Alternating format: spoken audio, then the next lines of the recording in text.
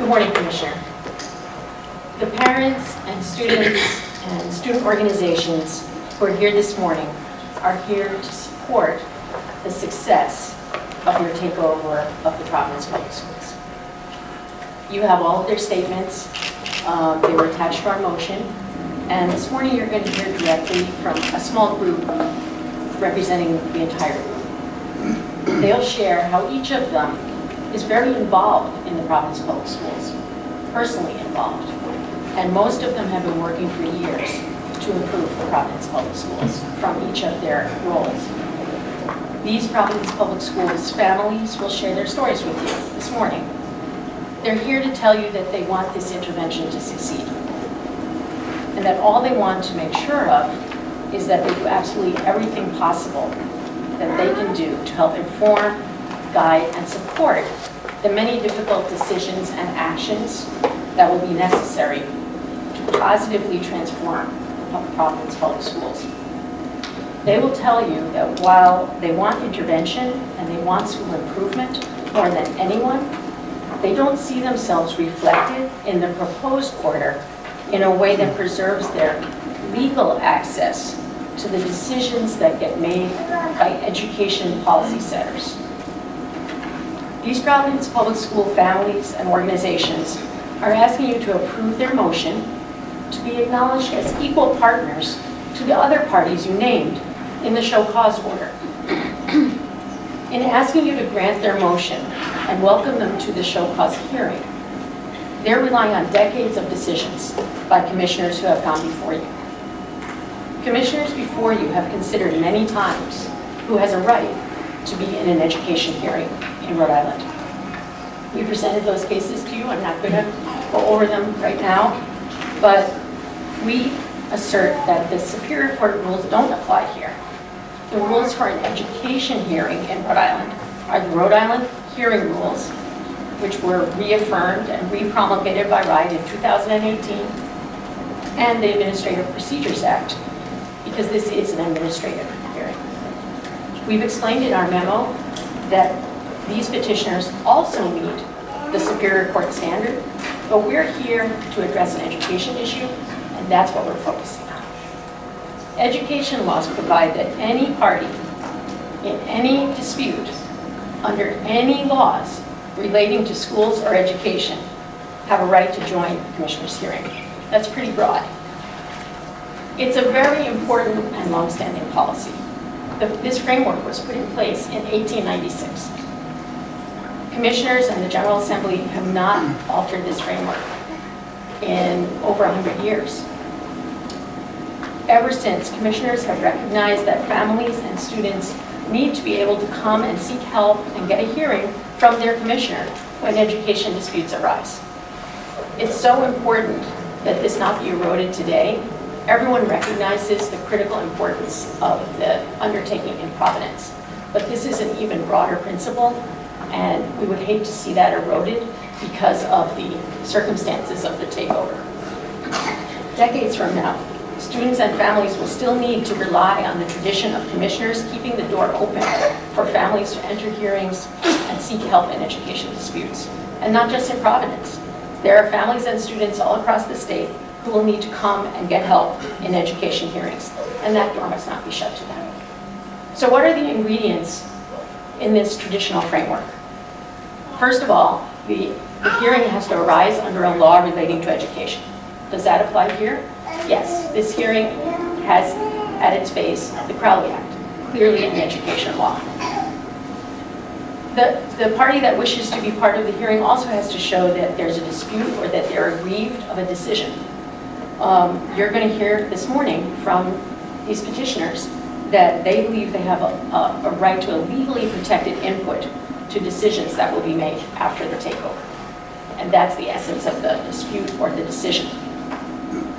Commissioners have interpreted the law to boil down to two requirements. Basically, commissioners have ruled that students, parents, and organizations made up of students or parents have enough interest by the very virtue of being students and parents to give them standing in education matters if it relates to their schools. In fact, in some of the cases that have been brought in the past by organizations with students or parents as their members, the organization merely needed to demonstrate that at least one of their members was the family enrolled in the public schools, even if they had a Qatar membership. So that's the, are you the right people? Do you have a genuine interest in the matter? Secondly, commissioners have said that they have to have a claim that they will be harmed if they're not included. And you'll hear today from these Providence parents, student and student organizations that they do have a dispute. They genuinely believe that they will be harmed if they are not included in the show cause hearing and beyond. One final important issue. For you to grant the motion to intervene that these parents, students, and student organizations have brought, they don't have to prove to you this morning in the preliminary hearing that they are actually harmed. They simply have to demonstrate to you that they genuinely believe that they will be. You would make the determination of their actual harm and whether they are entitled to a remedy in the second part of the proceeding. If they say that they believe they will be harmed, that's enough to grant standing and for you to grant their motion. Later today, if you do determine that they do have standing to be as part of the show cause hearing, you'll decide whether they proved that the harm was real and supported by the evidence, and that they have the right to ask you for a remedy to be included in a formal way to give input to the education policy decisions after your order takes effect. Thank you so much for considering what we're going to say to you this morning and for preserving the framework that has been in place for a long time for members of the public, particularly parents, students, organizations working with parents and students, to have access to reassuring hearings. Mr. DeSisto, would you like to make an opening as well now? Just a very brief opening.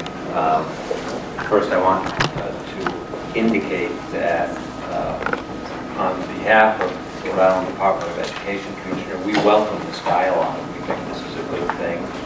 I will say to you that it's inspiring to see so many people, students, not some of the students here, who have come out. I think this is a good thing to have, and I think it's good for everybody to see it in this way. Rhode Island Department of Education has preliminarily objected to the motion here. We've done that because we are seeking clarity in exactly what is being requested. You're going to hear me ask questions of the people that Ms. Wood is going to call. What is it that you're actually seeking? How is it going to work? How do you feel you've been harmed? Those are the types of things that we're going to ask. I want to know what the disagreements are with the proposed order. RIDE feels that the proposed order is very, very good and comprehensive and takes in the needs of everybody in this room. And so after we examine the witnesses, I'd like to make my legal arguments and other arguments to you as to RIDE's position on this motion. And I thank you. All right, thank you, Ms. Wood. Thank you, Mr. DeSisto. Ms. Wood, would you like to call your first witness? Yes, I'd like to ask Zach Mazzara to come up. Zach, I think if you sit here.